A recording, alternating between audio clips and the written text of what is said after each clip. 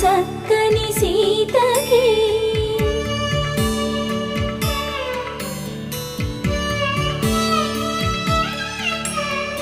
ఎర్ర జాబిలి చేయి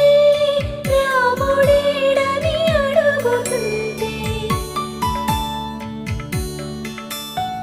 చూడలేదని పెదవి చెప్పే చెప్పలేమని కనులు చెప్పే నల్ల పూసై